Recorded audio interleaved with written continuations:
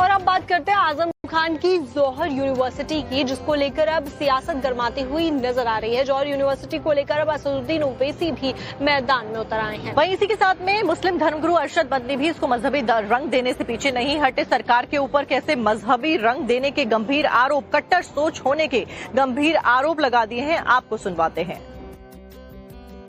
اگر آپ یونیورسٹیوں کو توڑنا چاہیں گے، 40 میں 38 عمارت کو توڑنا چاہ رہے ہیں، تو آپ کا پروگرام واضح ہے کہ آپ یہ نہیں چاہتے کہ مسلمان تعلیم یافتہ ہو، لٹریٹ ہو، ایجوکیٹڈ ہو۔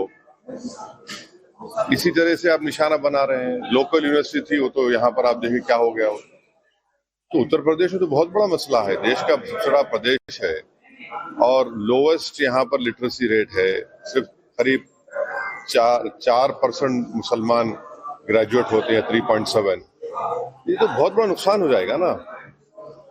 آپ کو حاصل کیا ہو رہا ہے؟ آپ تو ریگولائز کر سکتے ہو، اس کو ریگولائز کریے۔ اس کو چاہیے جو کیا جا رہا ہے وہ غلط ہے، غلط ہے، غلط ہے۔ اگر اس کے اندر کوئی چیز غلطی کی ہے بھی، مان لیجئے پہلے تو سپریم کورٹ تک یہ فیصلہ ہو، اس کے بعد یہ سمجھنا کہ اس کو گرا دیا جائے، یہ غلط ہے، آپ اس کے اوپر جرمانہ عائد کر دیجئے، وہ اس جرمانے کو کریں گے۔ یہ جرمانہ عائد کرنا یہ بھی گورنمنٹ کا ایک قانون ہے۔ اگر کسی نے اپنے مکان یا کسی بلڈنگ یا کسی عمارت کے کو غیر قانونی طریقے قبر بنایا ہے تو اس کا صرف ایک سبب یہی نہیں ہے کہ آپ اسے گرا دیں، جبکہ ہزاروں لڑکے اس کے اندر پڑھتے ہیں اور وہ تعلیم حاصل کرتے ہیں، تو اس کی حفاظت کرنی چاہیے۔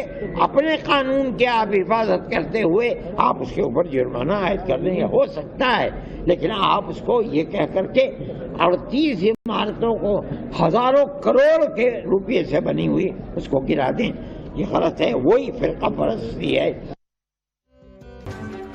اور اب بات کرتے ہیں اعظم خان کی جوہر یونیورسٹی کی، جس کو لے کر اب سیاست گرماتی ہوئی نظر آ رہی ہے۔ جوہر یونیورسٹی کو لے کر اب اسد الدین اویسی بھی میدان میں اتر آئے ہیں۔ وہیں اسی کے ساتھ میں مسلم دھرم گرو ارشد مدنی بھی اس کو مذہبی رنگ دینے سے پیچھے نہیں ہٹے۔ سرکار کے اوپر کیسے مذہبی رنگ دینے کے گمبھیر آروپ، کٹر سوچ ہونے کے گمبھیر آروپ لگا دیے ہیں، آپ کو سنواتے ہیں۔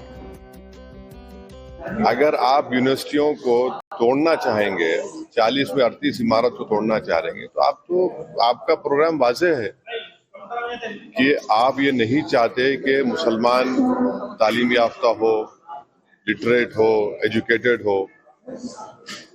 اسی طرح سے آپ نشانہ بنا رہے ہیں۔ لوکل یونیورسٹی تھی وہ تو یہاں پر آپ دیکھیں کیا ہو گیا ہو۔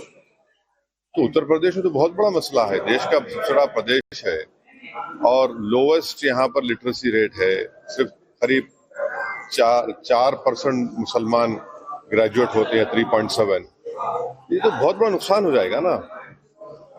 آپ کو حاصل کیا ہو رہا ہے؟ آپ تو ریگولائز کر سکتے ہو، اس کو ریگولائز کریے۔ اس کو چاہیے جو کیا جا رہا ہے وہ غلط ہے، غلط ہے، غلط ہے۔ اگر اس کے اندر کوئی چیز غلطی کی ہے بھی، مان لیجئے پہلے تو سپریم کورٹ تک یہ فیصلہ ہو، اس کے بعد یہ سمجھنا کہ اس کو گرا دیا جائے، یہ غلط ہے، آپ اس کے اوپر جرمانہ عائد کر دیجئے، وہ اس جرمانے کو کریں گے۔ یہ جرمانہ عائد کرنا یہ بھی گورنمنٹ کا ایک قانون ہے۔ اگر کسی نے اپنے مکان یا کسی بلڈنگ یا کسی عمارت کے کو غیر قانونی طریقے قبر بنایا ہے تو اس کا صرف ایک سبب یہی نہیں ہے کہ آپ اسے گرا دیں، جبکہ ہزاروں لڑکے اس کے اندر پڑھتے ہیں اور وہ تعلیم حاصل کرتے ہیں، تو اس کی حفاظت کرنی چاہیے۔ اپنے قانون کی آپ حفاظت کرتے ہوئے آپ اس کے اوپر جرمانہ عائد کر دیں، ہو سکتا ہے، لیکن آپ اس کو یہ کہہ کر کے 38 عمارتوں کو ہزاروں کروڑ کے روپے سے بنی ہوئی اس کو گرا دیں، یہ غلط ہے، وہی فرقہ پرستی ہے۔